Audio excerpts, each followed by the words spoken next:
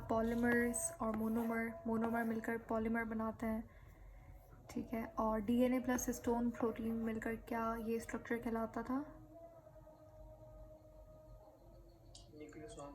Yes, nucleosome. और nucleosome की जो चेन थी वो क्या थी? क्रोमैटिन मटेरियल था। और डिवाइडिंग सेल के अंदर यही क्रोमैटिन मटेरियल कंडेंस होकर क्रोमोसोम बनाता था। और फिर हमने इस तरीके से जो टर्म हमें मुश्किल लग रही थी राइबोसोम को, जैसे फॉर एग्जांपल हमने देखा था राइबोसोम यानी कि प्रोटीन फैक्ट्री।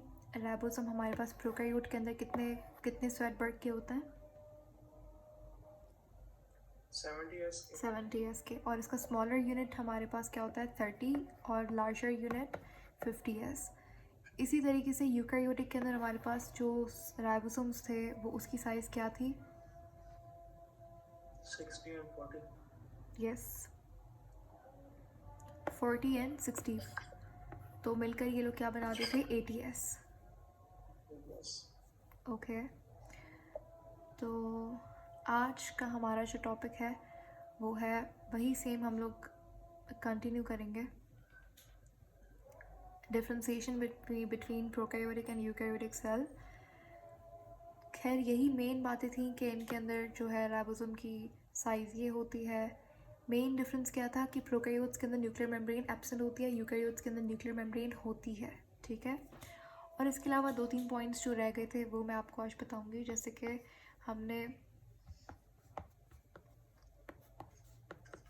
मैंने आपको ये बात पहले भी मेंशन की थी कि अगर हम बात करें, ये प्रोकैरियोटिक वाला साइड है और ये यूकैरियोटिक के लिए है। अच्छा, यूकैरियोट्स के बारे में पहले समझते हैं। मैंने आपसे कल फंजाई के बारे में पूछा था, फंजाई प्रोकैरियोट है या फिर यूकैरियोट? यूकैरियोट, ठीक है। अब हमारे पास हमें पता है कि देखिए, अब थोड़ा सा क्लासिफिकेशन वाले चैप्टर पे चले जाते हैं। क्लासिफिकेशन पहले 2 किंगडम क्लासिफिकेशन आई, याद है?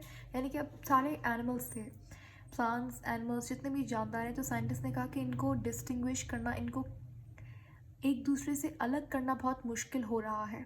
प्लांट कौन सा है, फिर कौन सा अलगा है, उन अलगा और प्लांट में बहुत कन्फ्यूजन थी। एनिमल, फंजाई एनिमल में रखें या फंजाई प्लांट में आएगा, किस तरीके से होगा, क्योंकि नहीं पता लग रहा था। तो इसीलिए जो अर्ली स्टेजेस पे साइंटिस्ट ने 2 कैटेगरीज बना दी, ठीक है, 2 किंगडम क्लासिफिकेशन दे दी। और ये सबसे पहले किसने किया था? एरिस्टोटल ने, ठीक है। एरिस्टोटल ने कहा कि 2 ही तरीके का ऑर्गेनिज्म है दुनिया में, कौन सा? या तो वो एनिमल है या तो वो प्लांट है, ठीक है। ये किस बेसिस पे किया था? ये बेसिकली सेल वॉल के बेसिस पे किया था। एक ऐसा ऑर्गेनिज्म जिसके सेल में सेल वॉल होती है वो प्लांट है, जिसमें सेल वॉल नहीं होती वो एनिमल है, ठीक है। तो ये सबसे पहले 2 किंगडम क्लासिफिकेशन किसने दी थी?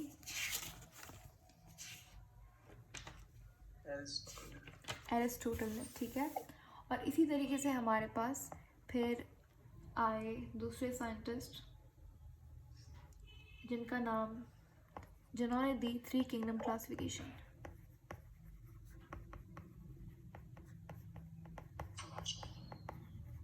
अच्छा, कुछ बुक्स लिखती है कि 2 किंगडम क्लासिफिकेशन एरिस्टोटल ने तो दी थी, लेकिन ऑफिशियली जो ये कॉन्सेप्ट थी, इन्होंने बात की थी 2 किंगडम क्लासिफिकेशन के बारे में, लेकिन कैरोलस लीनियस ने भी 2 किंगडम क्लासिफिकेशन को सपोर्ट किया था। कैरोलस लीनियस का नाम सुना है?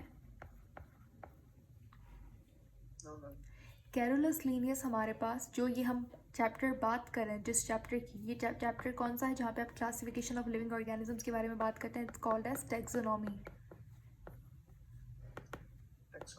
Taxonomy, ठीक है। taxonomy is the branch of biology where you study the classification of, where you classify and name the living organism, जहाँ पे आप binomial nomenclature करते हो और एनिमल्स को, प्लांट्स को, जितने भी ऑर्गेनिजम्स हैं उनको अलहदा कैटेगरीज के अंदर डिवाइड कर देते हैं हम लोग, ठीक है। तो ये क्लासिफिकेशन की जो स्टडी है इसको टेक्सोनॉमी कहता है।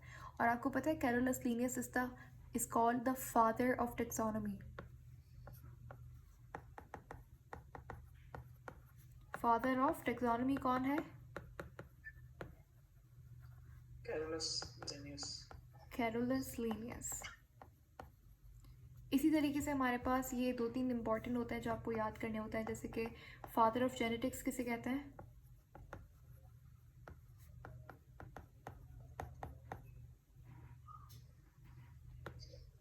जेनेटिक्स पे सबसे डीप डिटेल्ड और सबसे पहले काम किसने किया था? हम पढ़ते हैं ना उसके लॉस भी, हम लोग जेनेटिक्स के अंदर पढ़ते हैं, first law, second law, third law, 3 loss दिए थे इन्होंने जेनेटिक्स के अंदर। कौन था ये? ग्रीगर मेंडल थे।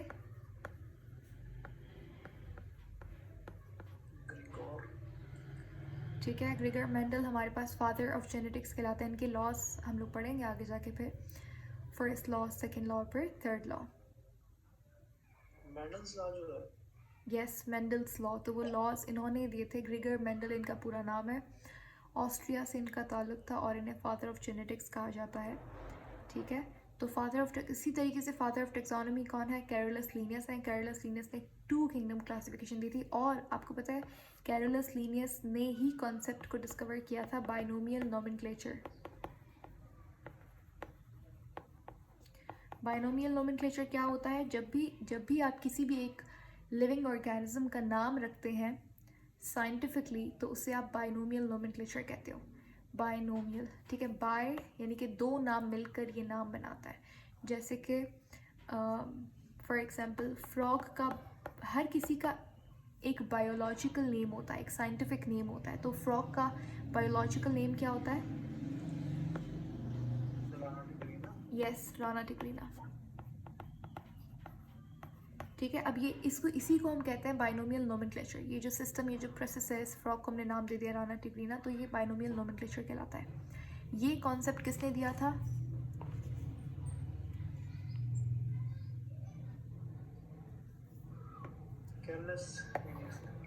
यस, कैरोलस लीनियस ने बाइनोमियल नोमेनक्लेचर का कॉन्सेप्ट दिया था। He is called as the father of taxonomy. इन्होंने 2 किंगडम क्लासिफिकेशन पे काम किया था। अब ये तो कहानी खत्म हो गई। उसके बाद हमारे पास साइंटिस्ट आए जिनका नाम था अर्नस्ट हैकल। अर्नस्ट हैकल ने कहा कि भाई ऐसा नहीं है, प्लांट और एनिमल के अलावा भी कुछ ऐसे ऑर्गेनिजम्स हैं जो कि आपको अपनी आंखों से नहीं नज़र आते, माइक्रोस्कोप के अंडर नज़र आता है। ठीक है, हमें पता है बैक्टीरिया को किसने डिस्कवर किया था? सबसे पहले यूनिसेल्युलर ऑर्गेनिज्म को किसने देखा था? पॉन्ड के अंदर हम पढ़ते ना,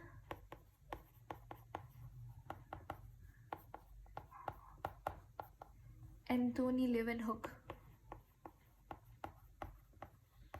है ना? Yes ma'am.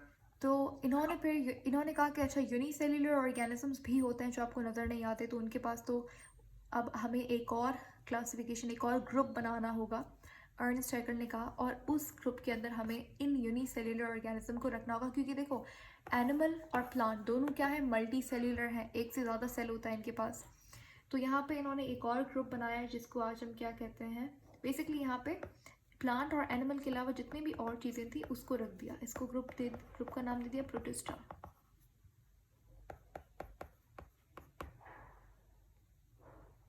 ठीक है, प्रोटिस्टा। तो प्रोटिस्टा पहले डिस्कवर हुआ, उसके डिस्कवर नहीं मतलब प्रोटिस्टा को पहले बनाया गया, उसके बाद जाके फिर मोनेरा, जिसके अंदर बैक्टीरिया को रखता है, वो आया। ठीक है,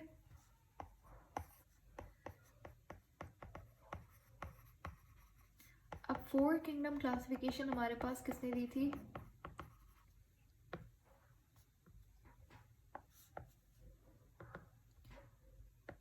फोर किंगडम क्लासिफिकेशन दी थी कोपलैंड ने।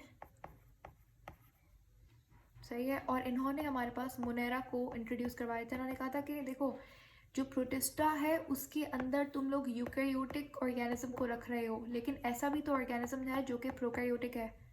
तो जितने भी ऑर्गेनिज्म जो कि प्रोकैरियोटिक थे और यूनिसेल्युलर थे, वो फिर हम लोग मोनेरा के अंदर रखते हैं। ठीक है, ये मोनेरा लिखा है। अब यहाँ पे कितने ग्रुप्स हो गए हमारे पास? 4। कौन कौन से? Protista, animalia, plant, Monera. Yes, तो प्रोटिस्टा पहले आया था, फिर मोनेरा आया था। उसके बाद हमारे पास जो आज हम मानते हैं क्लासिफिकेशन, वो कौन सी है?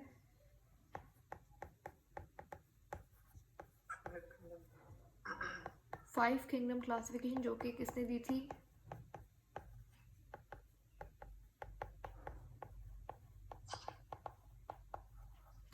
R.H. Whittaker, Robert something H से कोई इनका नाम है, सेकंड नेम, और फिर विटेकर। ठीक है, इन्होंने 5 किंगडम क्लासिफिकेशन दिया था। इन्होंने फिर इंट्रोड्यूस करवाया था फंजाई को। ठीक है, तो अभी हमारे पास कितने ग्रुप्स आ गए? मोनेरा, प्रोटिस्टा, फंजाई, एनिमेलिया और प्लांटी।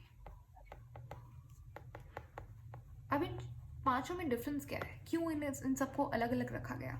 देखो हमारे पास सिर्फ क्या लिखा आपने? Were Monera, Protista, Animalia, Fungi, plant, अच्छा प्रोकैरियोट। प्लांटी। ठीक है मैम। ठीक है, अब यहाँ पे हमारे पास मैं आपको बताने जा रही हूँ कि इन सब में डिफरेंस क्या है, क्यों हमें ज़रूरत पड़ी किंगडम यानी कि इन ग्रुप्स को बनाने की। वैसे ये चैप्टर हमारे पास सेल है, लेकिन क्योंकि हम लोग कल ही हमने ये डिस्कस किया था कि फंजाई यूकैरियोट है या फिर प्रोकैरियोट, तो वही हम लोग डिस्कस करने के लिए ये आपको आगे बहुत काम आएगा क्लासिफिकेशन टेक्सोनॉमी जब आप पढ़ेंगे। तो देखिए मोनेरा हमारे पास वाहिद प्रोकैरियोट होता है, बाकी ये सब क्या होते हैं? यूकैरियोट। बल्कि इनको अलग अलग लिख लेते हैं।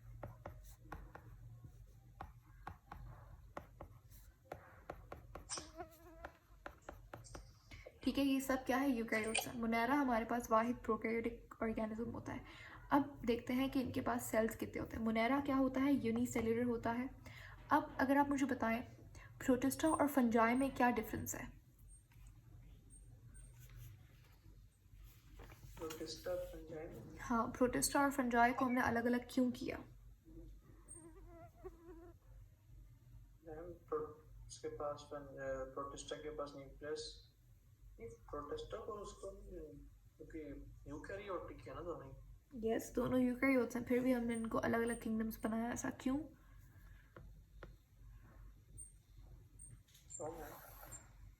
ओके, तो यहाँ पे बेसिकली रीज़न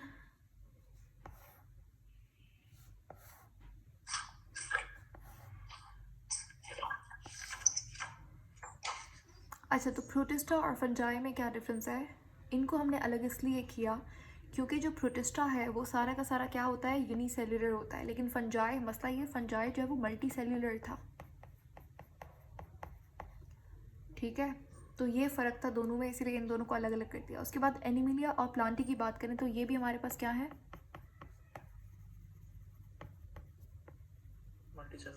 मल्टी सेल्युलर है। तो अब मुझे बताएं फंजाई, एनिमिलिया और प्लांटी को क्यों डिफ्रेंशिएट किया? चलो एनिमिलिया और प्लांटी को तो मैं मानती हूँ कि इसमें सेल वॉल नहीं होती, तो एनिमिलिया को तो हटा देते हैं, लेकिन फ़र्क क्या है प्लांटी और फंजाई में? क्योंकि इसके पास भी सेल वॉल होती है और इसके पास भी सेल वॉल होती है। इन दोनों में क्या डिफरेंस है? चलो एनिमिलिया को मैंने रिमूव कर दिया, इसके पास सेल वॉल नहीं होती, तो सेल वॉल की बेसिस पे इनको अलग कर दिया। लेकिन फिर फंजाई और प्लांटी में क्या डिफरेंस है? दोनों के पास सेल वॉल तो होती है। Yes ma'am.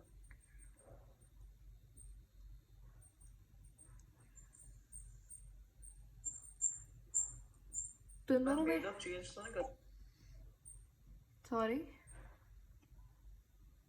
मतलब कि प्लांट में सेल्यूलोज और पेक्टिन से बनी होती है और इसमें काइटिन से बनी होती है। हाँ, वो तो ठीक है कि इनकी कॉम्पोजिशन अलग होती है सेल वॉल की दोनों के अंदर, लेकिन फिर हमारे पास ऐसे भी तो कुछ बैक्टीरियाज होते हैं जिनकी सेल वॉल पेप्टाइडोग्लाइकन से नहीं बनी हुई होती, लेकिन फिर भी उसको मोनेरा में रख दिया हमने, है ना? तो कंपोजिशन इतना कोई वो डिफरेंस नहीं है। जैसे आपने देखा होगा प्लांट की खुद की कैटेगरी के अंदर कुछ प्लांट्स ऐसे होते हैं जिनकी सेल वॉल के अंदर हमारे पास लिग्निन होता है, ठीक है, जो डेड मटेरियल होता है, लेकिन कुछ ऐसे प्लांट्स होते हैं जिनके अंदर लिग्निन नहीं होता। तो कंपोजिशन से इतना फ़र्क नहीं पड़ता। इसका मेन डिफरेंस क्या है दोनों में, फंजाई और प्लांट में? प्लांट्स जो है वो अपना खाना खुद बनाता है। ये क्या होते हैं? ऑटोट्रॉफ्स। ऑटोट्रॉफ का मतलब क्या होता है? Make their own food. ऐसा ही है, ये लोग क्या करते हैं? सनलाइट को कन्वर्ट करते हैं केमिकल एनर्जी के अंदर, यानी कि ये लोग क्या कौन सा प्रोसेस करते हैं?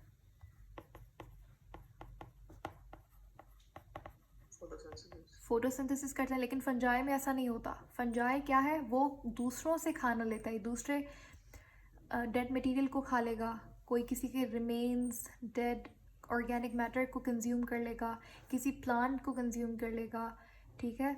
और कुछ फंजाई पैरासिटिक भी होता है, होस्ट सेल में जाके बैठ जाएंगे, उसका खाना खा लेंगे। तो ये दूसरे ऑर्गेनिज्म पे डिपेंड करता है। जैसे हम लोग एनिमल्स भी क्या है, हम लोग भी अपना खाना खुद नहीं बनाते, हम लोग भी दूसरे ऑर्गेनिज्म से खाना लेते हैं, चाहे वो फिर प्लांट्स हो या फिर एनिमल्स हो। तो फंजाई भी ऐसा है। तो ऐसे ऑर्गेनिज्म जो कि अपना खाना खुद नहीं बनाते, दूसरे ऑर्गेनिज्म पे डिपेंड करते हैं, इनको क्या कहते हैं?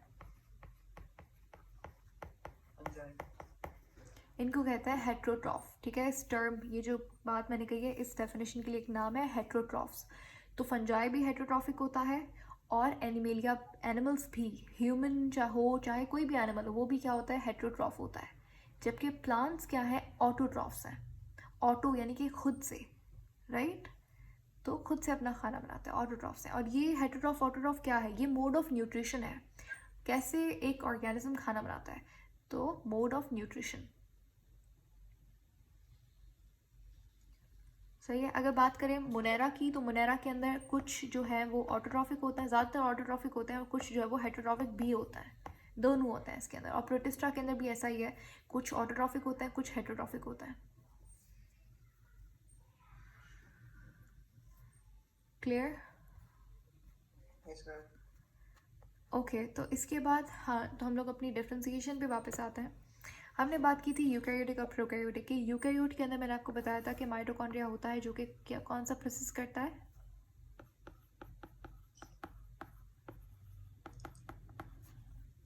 Cellular respiration. सेल्यूलर रेस्पिरेशन करता है, जिसके अंदर ये ग्लूकोज को तोड़कर एनर्जी निकाल लेता है उससे, राइट? अब सेल्यूलर रेस्पिरेशन एक ऐसा प्रोसेस, देखो दुनिया में कोई भी ऑर्गेनिज्म हो, बैक्टीरिया हो या कुछ भी हो, हम सब एट लास्ट हमें काम करने के लिए एनर्जी चाहिए होती है, और वो एनर्जी हम लोग खाने से लेते हैं। और प्लांट भी ऐसा ही करता है। प्लांट पहले खाना बनाता है, ग्लूकोज, और फिर उसी को तोड़ता है। तोड़ेगा कैसे? सेल्यूलर रेस्पिरेशन से। तो सेल्यूलर रेस्पिरेशन हर ऑर्गेनिज्म के अंदर होता ही होता है, ठीक है? तो अब, और इसको करने के लिए हमें जो ऑर्गेनल की ज़रूरत होती है वो कौन सा होता है? माइटोकॉन्ड्रिया होता है। अब यस मैम। माइटोकॉन्ड्रिया की जो इनर वॉल होती है, इसका एक नाम है, मैंने बताया भी था आपको,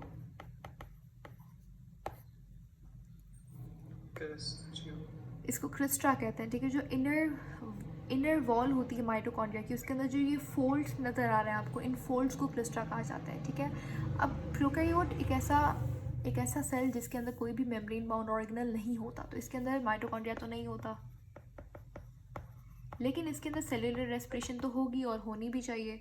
तो यहाँ पर जो रेस्पिरेशन होती है वो माइटोकॉन्ड्रिया लाइक एक पार्ट में होती है। जैसे ये बैक्टीरियल सेल है, और बैक्टीरियल सेल के सेल वॉल के अंदर कुछ इस तरीके से इनफोल्डिंग्स होती हैं, ठीक है? इनको कहा जाता है मीजोसोम्स। और मीजोसोम्स ऐसी जगह है जहाँ पे प्रोकैरियोट्स के अंदर ऐसी सेल का ऐसा पार्ट जहाँ पर सेल्यूलर रेस्पिरेशन हो रही होती है, मीजोसोम्स। ये माइटोकॉन्ड्रिया का ही काम करता है।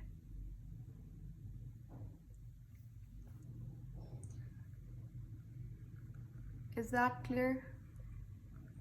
Yes ma'am. Okay, moving ahead. आज का हमारा जो टॉपिक है वो है, अब हम लोग अपने ऑर्गेनल्स के बारे में बात करेंगे, अपने ऑर्गेनल्स पे आएंगे। सबसे पहला जो हमें डिस्कस करना है वो है सेल वॉल।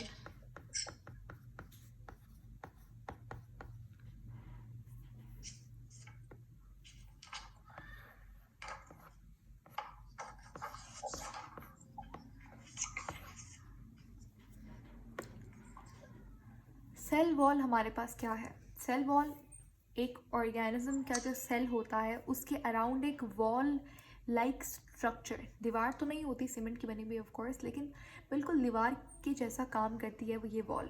तो ये सेल के अराउंड होती है, ठीक है, इस तरीके से।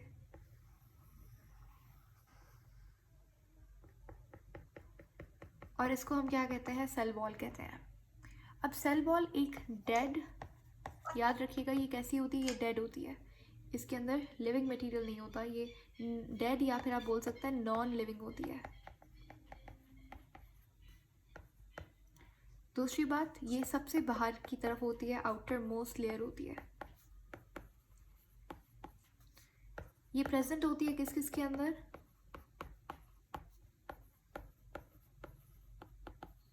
Arts and fungi.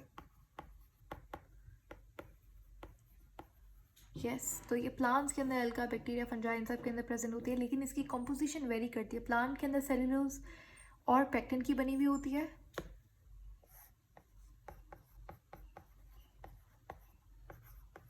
Cellulose and pectin की बनी हुई होती है। बैक्टीरिया के अंदर किससे बनी हुई होती है? Peptidoglycan also known as murein. ठीक है, और एक ऐसा बैक्टीरिया है जिसको मैंने आपको बताया था आर्कियो बैक्टीरिया, इसके अंदर जो सेल वॉल होती है वो पेप्टाइडोग्लाइकन से नहीं बनी हुई होती बल्कि किससे बनी हुई होती है? नहीं, बीपीएलओ कुछ और था। आर्कियो बैक्टीरिया के अंदर पेप्टाइडोग्लाइकन से सेल वॉल नहीं बनी हुई होती। यहाँ पर कौन सा मटेरियल होता है?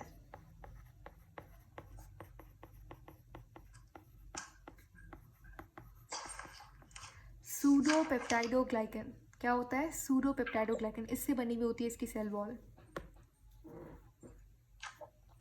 और मैंने आपसे कहा था कि हमारे पास एक ऐसा बैक्टीरिया है जिसके अंदर सेल वॉल होती ही नहीं है, इसको क्या कहते हैं?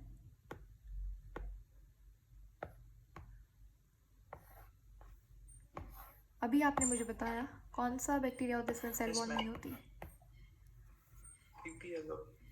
ठीक है, तो एक ऐसा बैक्टीरिया जिसका सेल वॉल नहीं होती, इसका नाम है mycoplasma.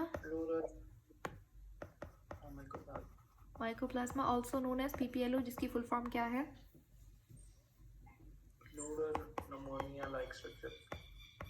Yes, pleuropneumonia like organism. ये सबसे छोटा प्रोकैरियोटिक सेल होता है, सबसे छोटा बैक्टीरिया होता है, इसके अंदर सेल वॉल नहीं होती। दोबारा से टॉपिक पे सेल्यूलोज हम लोग सेल वॉल के बारे में बात करते हैं। अच्छा, ये तो हो गया प्लांट और बैक्टीरिया का। अब फंजाई की सेल वॉल किससे बनी हुई होती है? काइटिन से। ठीक है, अब हम लोग स्पेसिफिकली बात करेंगे किसके बारे में? प्लांट की सेल वॉल के बारे में। देखिए, हमने कहा कि प्लांट की जो सेल वॉल है वो बनी हुई है किससे? सेल्यूलोज और पेक्टिन से। सेल्यूलोज जो है वो क्रिस क्रॉस यानी कि इस तरीके से। सेल्यूलोज बिल्कुल क्रिस क्रॉस स्ट्रक्चर के अंदर पड़े हुए कुछ फाइबर लाइक स्ट्रक्चर्स होते हैं, और इनको आपस में जोड़कर कौन रखता है? सीमेंटिंग मटेरियल, जिसको क्या कहता है?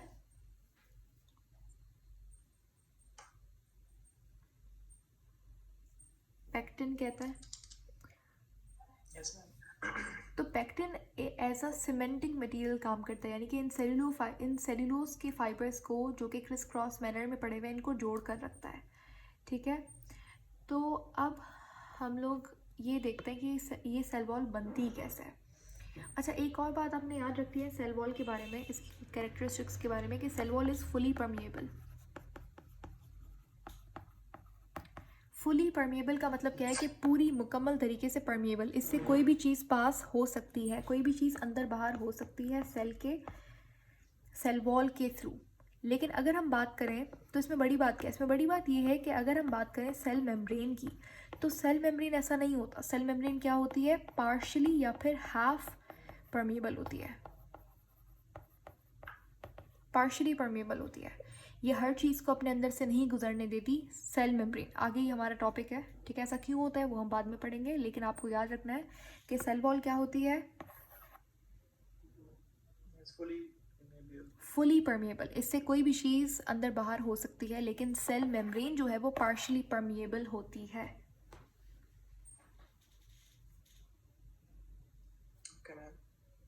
उसके बाद हमारे पास क्वेश्चन है कि अब ये सेल वॉल बनती कैसे? प्लांट, अब हम लोग प्लांट्स की स्पेसिफिकली बात कर रहे हैं। प्लांट के अंदर सेल वॉल फॉर्मेशन कैसे होती है? जैसे मैंने आपको बताया था कि यहाँ पे क्या हुआ, ये माइटोसिस हुई, माइटोसिस में नए सेल्स बने। ठीक है, अब पहले न्यूक्लियस डिवाइड होता है जिसको हम लोग क्या कहते हैं?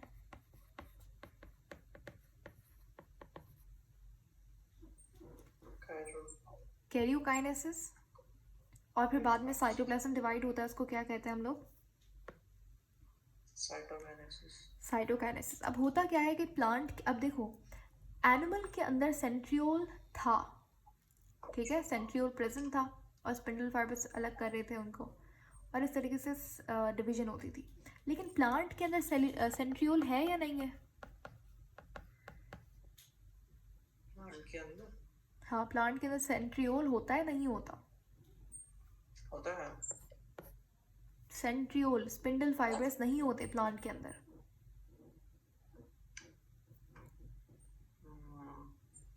बाइनरी फ्यूजन होता है इसके अंदर। इसमें क्या होता है, बाइनरी फ्यूजन तो बैक्टीरिया में होता है कि ये बैक्टीरिया इससे दो बन गए तो बाइनरी फ्यूजन हो गया। प्लांट के अंदर क्या होता है, इसके पास सेंट्रियोल नहीं होता, यानी कि इसके पास कोई भी स्पिंडल फाइबर्स नहीं होते। इसके पास हमारे पास अंदर वाली साइड, अब जैसे साइटोकाइनेसिस करवाना है तो साइटोकाइनेसिस में क्या होता है कि इसके पास जो कॉन्स्ट्रिक्शन होती है, जो काइनेसिस होती है, जो टूटना होता है, वो अंदर वाली साइड, हाँ अंदर वाली साइड में एनिमल्स में होता है।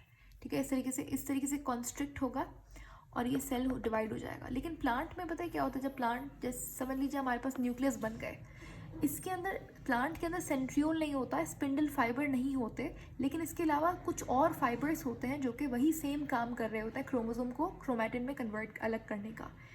अब बात आती है साइटोकाइनेसिस की। सेंट्रियोल का बहुत बड़ा काम होता है साइटोकाइनेसिस में भी। तो प्लांट के अंदर साइटोकाइनेसिस कैसे होगा, जैसे मैंने आपको बताया कि एनिमल में क्या होता है, हमारे अंदर क्या होता है कि जो साइटोकाइनेसिस होता है वो इस तरीके से होता है, इस तरीके से सेल डिवाइड करता है। ठीक है, लेकिन प्लांट में उल्टा होता है। प्लांट में क्या होता है, इस वे के अंदर सेल डिवाइड करता है। ठीक है, इस तरीके से फिर दो सेल बन गए। ठीक है, अब यहाँ पर हमारे पास प्लांट के अंदर एक एक लेयर बनती है सेल डिवीजन के दौरान, ड्यूरिंग साइटोकाइनेसिस। साइटोकाइनेसिस जब होता है तो एक लेयर बनती है, ये लेयर बनती है कुछ वेसाइकल्स की वजह से। इस तरीके से छोटे छोटे आके वेसाइकल्स यहाँ पे फॉर्म हो जाते हैं। ये वेसाइकल्स कौन बनाता है, गोल्जी बॉडीज बनाती हैं ये वेसाइकल्स। ठीक है, और ये वेसाइकल्स मिलकर एक लेयर बनाते हैं। इस लेयर को हम क्या कहते हैं,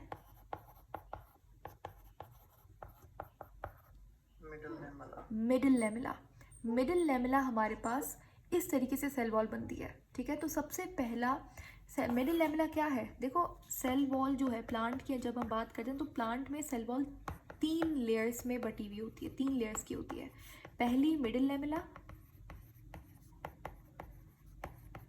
फिर सेकेंडरी, फिर प्राइमरी सेल वॉल,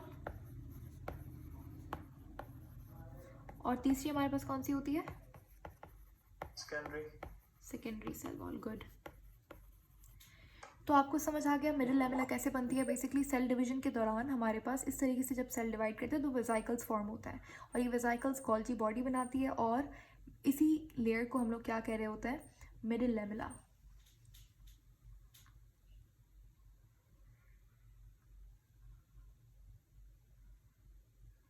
ठीक है, यस मैम। ओके, अब यहाँ पर हमारे पास एक आपको ये चीज़ याद रखनी है कि जब ये लेयर बनती है तो शुरू में इस लेयर का एक नाम होता है। ठीक है, this layer is called as something, समझ लीजिए मैं उसको एक्स कहती हूँ, और ये एक्स फिर कन्वर्ट होता है मिडिल लेमिला के अंदर। ठीक है, now it is your task to find out कि इसे शुरुआती दौर में क्या कहते हैं, या फिर आप ये सर्च कर सकते हैं, ये क्वेश्चन हो सकता है कि middle lamella is formed by which structure, तो फिर वो स्ट्रक्चर आ जाएगा। बेसिकली ये लेयर होती है, ये लेयर का एक नाम होता है, फिर यही जाके मिडिल लेमिला में कन्वर्ट हो जाती है। तो सबसे पहली हमारे पास जो सेल वॉल की लेयर बनती है वो कौन सी होती है, सबसे पहले जो बनती है सेकेंडरी वॉल। सबसे पहले कौन सी बनती है, primary, secondary, middle lamella? Middle lamella. सबसे पहले मिडिल लेमिला बनती है। ठीक है, ये साइटोकाइनेसिस के दौरान ही मिडिल लेमिला बन जाती है। ठीक है, और अब देखिए सबसे बाहर वाली तरफ कौन सी होती है,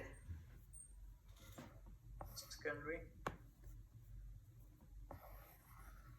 देखिए ये हमारे पास सेल है, ये न्यूक्लियस है, ये सब कुछ सेल में पड़े हुए ऑर्गेनल्स।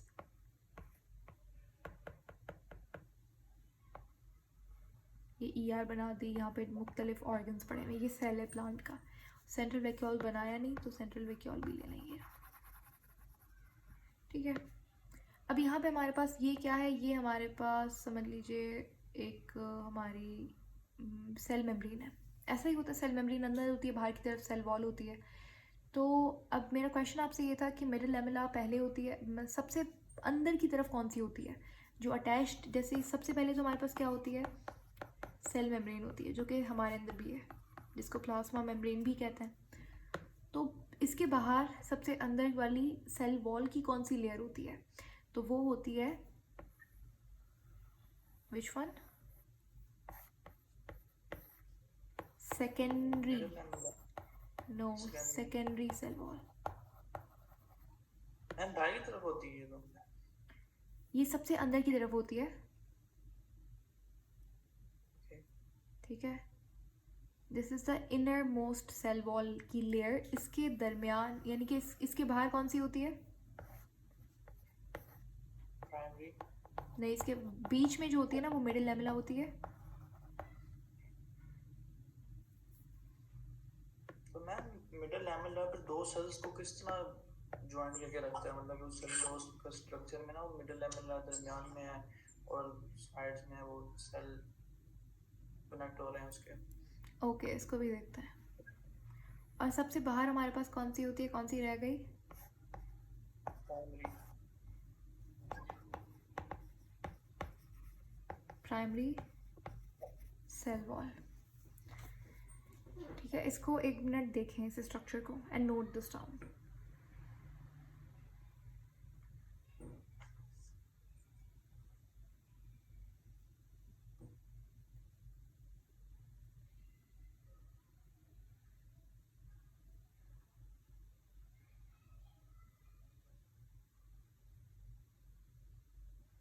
डन। Yes ma'am. तो ये सबसे अंदर की तरफ कौन सी होती है, सेकेंडरी सेल वॉल होती है। बीच में कौन सी होती है, मिडिल लेमेला। और सबसे बाहर आउटर मोस्ट कौन सी होती है, प्राइमरी सेल वॉल होती है। अब आपने मुझसे क्वेश्चन किया कि प्राइमरी सेल वॉल कैसे दो सेल्स को ज्वाइन करके रखती है, फिर कैसे कम्युनिकेशन करवाती है।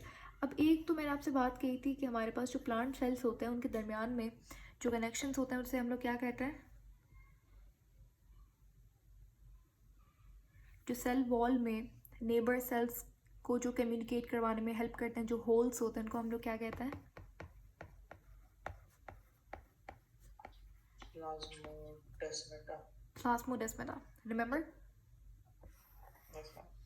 और इसी तरीके से हमारे पास जो एनिमल्स के अंदर जो ये इस तरीके से कम्युनिकेटिव जंक्शंस थे, एनिमल सेल्स के दरमियान में भी तो इस तरीके से जंक्शन थे, उनको हम लोग क्या कहते हैं,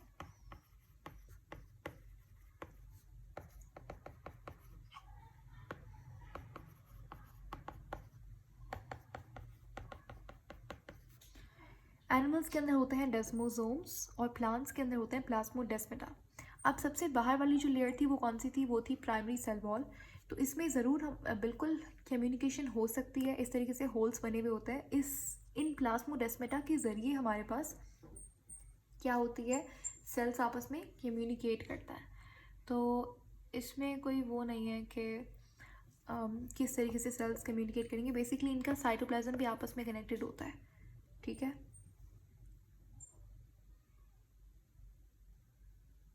तो जो कम्युनिकेशन होती है, आपका क्वेश्चन था जो कम्युनिकेशन होती है वो कैसे होती है प्राइमरी सेल वॉल से, तो कम्युनिकेशन तो प्लाज्मोडेस्माटा से होती है नेबर सेल्स की। इज़ दैट क्लियर, मतलब आपका क्वेश्चन एड्रेस हो गया या फिर something else you wanted to ask. Okay ma'am. यही सवाल था। और यस मैम। ओके अब यहाँ पे देखिए हमारे पास जो सेकेंडरी सेल वॉल है, प्राइमरी है और मिडिल लेमेला, इन सब की कंपोजिशन थोड़ी सी अलग होती है। सेकेंडरी सेल वॉल किससे बनी हुई होती है, जो कि हम लोग पढ़ते हुए आ रहे हैं,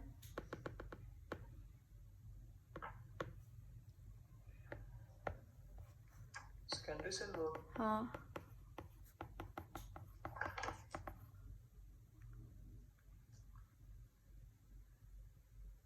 ये नहीं पढ़ा किससे पढ़नी थी, ये पता है single thin layer young class में होती है। ओवरऑल प्लांट के अंदर सेल वॉल किससे बनी हुई होती है, सेलुलोज पर्सपेक्टिव से।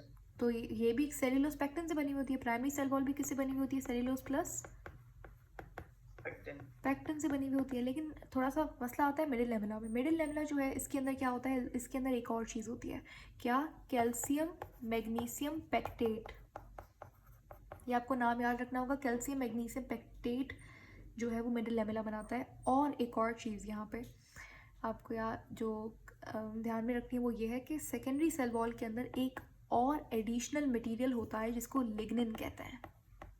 ये बहुत इंपॉर्टेंट है, ठीक है। लिग्निन क्या है? लिग्निन हमारे पास एक डेड मटेरियल है जो कि प्रेजेंट होता है किसके अंदर? सेकेंडरी सेल वॉल के अंदर। ये बहुत ज़्यादा स्ट्रॉन्ग मटेरियल है, तो इसीलिए ये जो भी सेल जिसके अंदर सेकेंडरी सेल वॉल होगी, लिग्निन होगा, वो लिग्निन का काम होता है उस सेल को बहुत ज़्यादा स्ट्रॉन्ग टफ बना देता है। आपने देखा होगा जैसे फॉर एग्जांपल हम लोग वॉलनट्स की बात करते हैं, हम लोग अखरोट की बात करते हैं, अखरोट के ऊपर जो उसका शेल होता है, कभी सोचा है Yes, ma'am. वो इतना मजबूत कैसे होता है? या फिर आप कोकोनट का एग्जांपल ले लें, तो उसके अंदर क्या होता है, लिग्निन की बहुत ज़्यादा डिपोजिशन होती है उसके बाहर वाले एरिया में, बाहर वाले उसके शेल में, ठीक है। तो लिग्निन स्ट्रेंथ प्रोवाइड करता है, टफ बनाता है एक मटेरियल को। एक और चीज़ आपने याद रखनी है कि सेकेंडरी सेल वॉल हर सेल में नहीं होती, हर सेल में नहीं होती। जैसे अगर ट्रंक की बात करें, जो ट्रंक होती है एक ट्री की, तो ट्रंक के जो सेल्स होंगे उसके अंदर सेकेंडरी सेल वॉल होगी, लेकिन जो लीव्स है वहाँ पे सेकेंडरी सेल वॉल हर प्लांट में नहीं होती, ठीक है। ये सिर्फ कुछ ही प्लांट के पार्ट में होती है, बाकी सब में सिर्फ और सिर्फ कौन सी? मिडिल लेमेला और प्राइमरी सेल वॉल होती है। तो ये बात, ये इज दैट क्लियर? ये सब समझ आ गया? Yes, ma'am.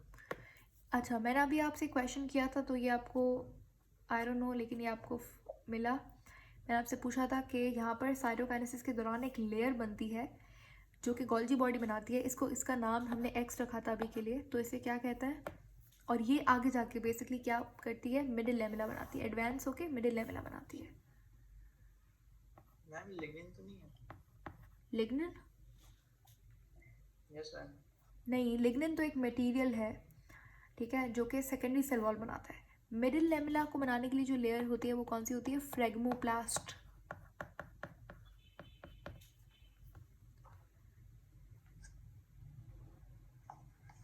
ओके,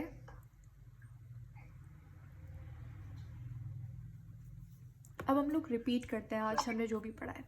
आज हमने सेल वॉल के बारे में पढ़ा। सेल वॉल एक डेड नॉन लिविंग मटेरियल है जो कि फुली परमेबल होती है, जबकि सेल मेम्ब्रेन क्या होती है?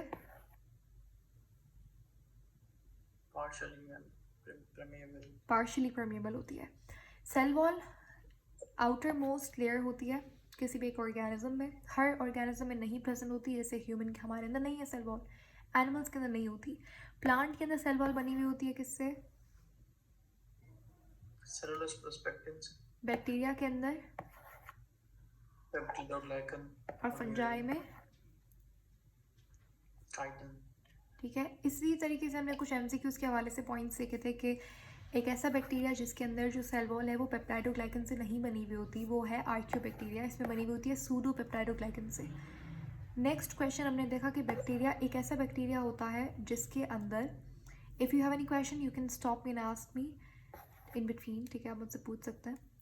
तो एक ऐसा बैक्टीरिया जिसके अंदर सेल वॉल होता ही नहीं, तो वो कौन सा? उसका एग्जाम्पल है माइकोप्लाज्मा पीपीएलओ। ये एक जीनस है बैक्टीरिया का, ठीक है। तो हमने देखा कि प्लांट के अंदर सेंट्रियोल नहीं होता, इसके अंदर स्पिंडल फाइबर्स नहीं होते, इसके अंदर जो साइटोकाइनेसिस होता है वो होता है कुछ वेसाइकल्स की मदद से, और ये वेसाइकल्स मिलकर एक लेयर बनाते हैं जिसको फ्रेगमोप्लास्ट कहते हैं। और जो सेल के अंदर साइटोकाइनेसिस होता है वो इस फ्रेगमोप्लास्ट की मदद से होता है, ठीक है। अगर फ्रेगमोप्लास्ट ना हो तो सेल नहीं डिवाइड करेगा, सेल का साइटोप्लाज्म नहीं डिवाइड कर पाएगा, और यही फ्रेगमोप्लास्ट एडवांस होकर क्या बनाती है हमारे पास? Middle lamella. अब सेल वॉल, प्लांट के अंदर सेल वॉल की 3 लेयर्स होती हैं। सबसे बाहर वाली कौन सी होती है? सबसे बाहर वाली प्राइमरी। सबसे मतलब मिडिल वाली कौन सी होती है? Middle lamella. और इनर मोस्ट सेल वॉल कौन सी होती है? Secondary wall. So secondary wall के अंदर हमारे पास क्या होता है? लिग्निन होता है। लिग्निन एक डेड मटेरियल है, डेड टफ मटेरियल जो कि स्ट्रेंथ प्रोवाइड करता है। उसके बाद मिडिल लेमेला किससे बना हुआ होता है? Calcium plus magnesium pectin. Pectate, this is not pectin, this is pectate. Pectate एक और भी एडवांस्ड फॉर्म है पेक्टिन की, ठीक है। ये ड्राइव्ड एक मटेरियल होता है जो पेक्टिन से बना हुआ होता है, कैल्शियम मैग्नीशियम पेक्टेट। और प्राइमरी सेल वॉल वही सेलुलोज और पेक्टिन से बनी हुई होती है। तो यहाँ पर हमने, और सबसे ज़्यादा तो थिक या फिर सबसे ज़्यादा जो रिजिड और स्ट्रॉन्ग सेल वॉल होती है, सेल वॉल की लेयर होती है, वो इन तीनों में कौन सी होती है? सबसे ज़्यादा थिक जो थी मैम, सबसे ज़्यादा थिक, सबसे स्ट्रॉन्ग, सबसे रिजिड मजबूत। Secondary wall. Yes, secondary cell wall सबसे थिक होती है, इनर मोस्ट होती है, सबसे अंदर वाली तरफ होती है, रिजिड होती है, स्ट्रॉन्ग होती है, स्ट्रेंथ प्रोवाइड करने का काम करती है। थिक भी यही होती है, सबसे थिकेस्ट, वाइड। तो यहाँ पर हमारा टॉपिक खत्म होता है सेल वॉल का। Yes ma'am. नेक्स्ट हम लोग जो बात करेंगे वो है सेल मेम्ब्रेन के बारे में। ये आपने याद रखना है, प्लांट के अंदर प्लाज्मोडेस्माटा होता है और एनिमल्स के अंदर डेस्मोसोम्स होते हैं। मैम इसमें पिट्स होते हैं? अब देखिए पिट्स का क्या मतलब है। पिट्स के बहुत सारे मतलब हो सकता है। पिट का मतलब होता है कोई भी एक गट्टे की तरह दिखने वाला स्ट्रक्चर, उसको पिट बोल सकता है। अब ये क्या है? ये एक पिट है, ठीक है। Yes ma'am. तो पिट, तो फिर आप कौन से मतलब किस तरीके का, थोड़ा इलेबोरेट करें क्वेश्चन को। मतलब किस वॉल में पिट्स होते हैं? अच्छा, किस सेल वॉल के लेयर में पिट्स होता है? तो सबसे बाहर वाली जो लेयर है, जो कि हमारे पास कौन सी है, प्राइमरी सेल वॉल, इसके अंदर पिट्स होता है। लेकिन आई एम नॉट श्योर, इसको हम कंफर्म कर लेंगे, ठीक है। लेकिन मुझे लगता है प्राइमरी सेल वॉल के अंदर पिट्स होते हैं। Okay ma'am. ओके, ये मैं आपको बता दूंगी कंफर्म करके, लेकिन प्राइमरी के अंदर ही होता है as far as I remember, ठीक है। नेक्स्ट हमारा टॉपिक क्या है?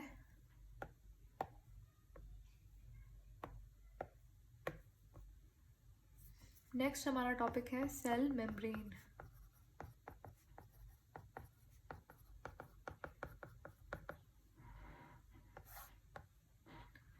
सेल मेम्ब्रेन आज हम जस्ट इंट्रोडक्शन कर रहे हैं, कल इसको पढ़ेंगे सही से।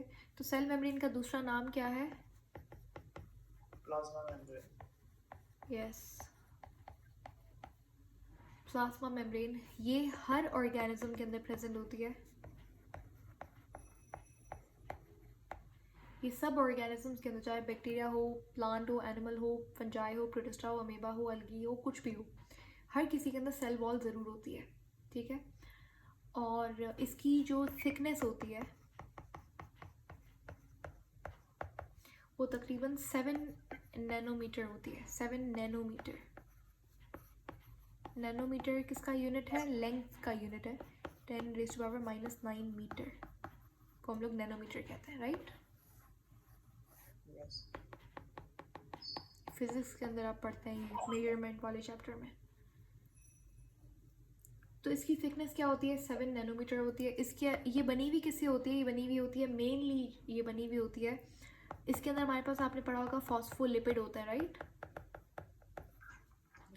फॉस्फोलिपिड का स्ट्रक्चर होता है इस तरीके से, 2 लेयर्स होती हैं फॉस्फोलिपिड की, ऐसे।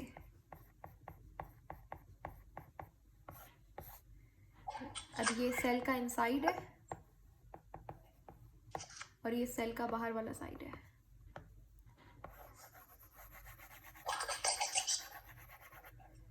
ठीक है। तो फॉस्फोलिपिड की बाय लेयर होती है।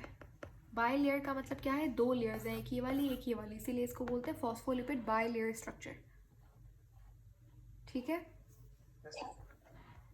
उसके बाद सेल मेम्ब्रेन जो है, इसके अंदर हमारे पास प्रोटीन्स भी होते हैं, बहुत सारे तरीके के प्रोटीन्स होते हैं, और ये इसके अंदर लिपिड भी होता है। जितना भी हमारे पास फॉस्फोलिपिड है, ये क्या है? लिपिड ही तो है। Lipid plus phosphate is phospholipid. तो प्रोटीन कितना परसेंट होता है और लिपिड कितना परसेंट होता है? आपको लग रहा होगा अच्छा कि तो फॉस्फोबाइलिपिड से बनी हुई है तो लिपिड ज़्यादा होगा, लेकिन ऐसा नहीं होता। सरप्राइजिंगली लिपिड इसके अंदर कम होता है, प्रोटीन उससे भी ज़्यादा होता है। प्रोटीन तकरीबन होता है 60 से 80% और लिपिड जो होता है वो 20 to 40% होता है। किसके अंदर? सेल मेम्ब्रेन के अंदर। ठीक है। अच्छा, और हमारे पास क्या? कार्बोहाइड्रेट है। तो कार्बोहाइड्रेट कितना होता है? कार्बोहाइड्रेट बहुत बहुत थोड़ा होता है, लाइक 1 to 2% कुछ हो गया तो इस तरीके से। मेजर पार्ट क्या है? प्रोटीन। ज़्यादातर 60 to 80% प्रोटीन है, 20 to 40% कार्बोहाइड्रेट है, और थोड़ा सा इसके अंदर क्या होता है? सॉरी, 20 to 40% लिपिड है, और थोड़ा सा 1 to 2% कार्बोहाइड्रेट होता है। ठीक है, बहुत स्मॉल अमाउंट के अंदर, वो भी कार्बोहाइड्रेट यानी कि एडवांस्ड फॉर्म के अंदर होता है, जैसे कि ग्लाइकोलिपिड। ऐसा नहीं कि कार्बोहाइड्रेट आपको मिलेगा पूरा ऐसे, कार्बोहाइड्रेट लिपिड के साथ मिलकर ग्लाइकोलिपिड बनाता है और फिर वो सेल मेम्ब्रेन की कंपोजिशन में हेल्प करवाता है। ठीक है, ग्लाइकोलिपिड किसे बोलते हैं? Lipid plus carbohydrate. ग्लाइको, देखें ग्लाइको वर्ड जहाँ भी आ जाए इसका मतलब ये कार्बोहाइड्रेट की बात हो रही है। ठीक है, लिपो वर्ड जहाँ भी आ जाए यानी कि लिपिड की बात हो रही है। इसी तरीके से हमारे पास अमाइनो वर्ड जहाँ भी आ जाए किसकी? प्रोटीन की बात हो रही है। हेपेटिक वर्ड किससे रिलेटेड है? लिवर से। यस, तो हेपेटिक वर्ड जहाँ भी आ जाए लिवर की बात हो रही है। इसी तरीके से रीनल वर्ड जहाँ भी हो जाए किसकी बात हो रही है? किडनी की। ठीक है, तो ये बेसिक टर्म्स होते हैं। और भी 2-3 मैं आपको बता देती हूँ। सिफेलो टर्म जहाँ भी आ जाए यानी कि किससे रिलेटेड बात हो रही है? स्फेलो यानी कि ब्रेन से रिलेटेड बात हो रही है। ठीक है, जैसे कि आपने पढ़ा होगा ब्रेन के हमारे पास 3 पार्ट्स होते हैं, फोर ब्रेन, मिड ब्रेन और हाइंड ब्रेन। ठीक है, आपने पढ़ा होगा कि fore brain is also called as prosencephalon. ठीक है, mid brain is also called as mesencephalon, hind brain is also called as robencephalon। तो ब्रेन का दूसरा नाम ही सेफेलॉन होता है। ठीक है, प्रो यानी कि पहले, फोर का मतलब यही होता है, तो फोर ब्रेन के लिए वर्ड यूज किया कौन सा? सेफेलॉन, तो प्रोसेफेलॉन हो गया। मेजन का मतलब होता है मिड वाला, तो मेसेंसेफेलॉन यानी कि मिड ब्रेन। रॉबिन यानी कि हाइंड, पीछे की तरफ वाला, तो रॉबिनसेफेलॉन। Is that clear? अच्छा, उसके बाद हमारे पास प्रोटीन, कार्बोहाइड्रेट बता दिया मैंने आपको, ग्लाइकोलिपिड। और जब कार्बोहाइड्रेट मिलता है प्रोटीन के साथ तो वो क्या बना लेगा? नाम को जोड़ ले, मुश्किल नहीं है, आसान सी बात है। कार्बोहाइड्रेट के लिए आप वर्ड यूज़ करेंगे ग्लाइको का, तो ये हो जाएगा ग्लाइको व्हाट? Glyco protein. ठीक है, तो कार्बोहाइड्रेट 1 to 2% होता है, प्रोटीन सबसे ज़्यादा होता है 60 to 80%, और लिपिड कितना होता है? 20 to 40%। तो ये इंट्रोडक्शन था। उसके बाद हम लोग कल ये अच्छे से इसका डायग्राम वगैरह हर चीज़ बना के पढ़ेंगे। एक और टर्म मुझे जाने से पहले आपको एक्सप्लेन करनी है, यूनिट मेम्ब्रेन का कॉन्सेप्ट। यूनिट मेम्ब्रेन मैंने आपको बताया था, जब भी हमारे पास लिपिड की बाय लेयर, याद है लिपिड के, आई टोल्ड यू बिफोर, अगर आपको याद हो तो, लिपिड की बाय लेयर जब भी किसी ऑर्गेनल के ऊपर हो, ऑर्गेनल के ऊपर, तो वो कहलाती है यूनिट मेम्ब्रेन। जैसे कि माइटोकॉन्ड्रिया में क्या होता है? डबल मेम्ब्रेन स्ट्रक्चर है, ऐसा ये डबल मेम्ब्रेन स्ट्रक्चर। तो ये इसकी जो मेम्ब्रेन है उसको हम सेल मेम्ब्रेन नहीं कहेंगे, उसको हम यूनिट मेम्ब्रेन कहेंगे। सॉरी, जो मैम फर्स्ट वाली होगी उसको यूनिट मेम्ब्रेन कहेंगे। नहीं, डबल मेम्ब्रेन दोनों को हम लोग इसी तरीके से यूनिट मेम्ब्रेन ही कहेंगे। अब लाइसोसोम है, उसके ऊपर हमारे पास जो मेम्ब्रेन है वो भी यूनिट मेम्ब्रेन है, गोल्जी के ऊपर जो मेम्ब्रेन है वो यूनिट मेम्ब्रेन है। तो उसको हम लोग सेल मेम्ब्रेन नहीं कह सकते, क्योंकि सेल मेम्ब्रेन सेल के ऊपर वाली होती है। ये वाली जो है ये भी लिपिड की बनी हुई है, इसके अंदर भी प्रोटीन है। ठीक है, तो इसको हम लोग क्या कहेंगे? इसको हम बोलेंगे यूनिट मेम्ब्रेन।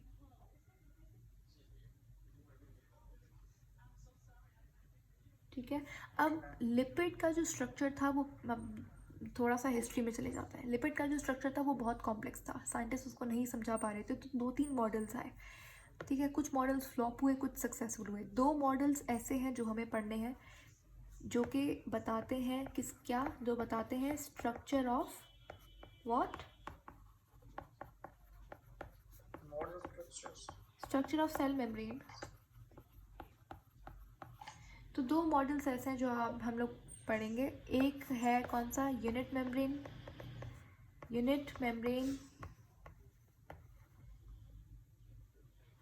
Membrane model. ये मॉडल्स कुछ भी नहीं है, ये सिर्फ हमें समझाते हैं कि सेल मेम्ब्रेन का स्ट्रक्चर कैसा होता है। तो एक हमारे पास है यूनिट मेम्ब्रेन मॉडल और दूसरा हमारे पास क्या है, फ्लूइड। ये उससे भी ज़्यादा सक्सेसफुल और फेमस मॉडल आपने सुना होगा ज़रूर, फ्लूइड मोज़ैक मॉडल, ठीक है। अब ये किसने दिया था, यूनिट मेम्ब्रेन मॉडल किसने दिया था, फ्लूइड मोज़ैक मॉडल किसने दिया था? फ्लूइड मोज़ैक मॉडल किसने दिया था, ये एक बहुत इंपॉर्टेंट MCQs है। Do you remember?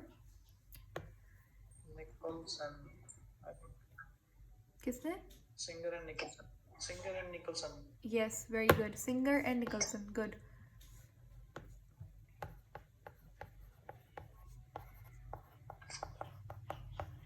ठीक है, तो सिंगर निकल्सन ने हमारे पास दिया था कौन सा, फ्लूइड मोज़ैक मॉडल। तो अब और ये वाला जिसने दिया था वो आपको याद करने की ज़रूरत नहीं है, ये वाला इंपॉर्टेंट है, यही पूछा जाता है, ठीक है। अब इन दोनों मॉडल्स को हम लोग देखेंगे, ये इतना इसको जस्ट मैं आपको थोड़ा सा बता दूंगी, लेकिन ये हमें थोड़ा सा डिटेल में डिस्कस करना है। ये हमारा कल का टॉपिक होगा, एंड या that is it for today's class.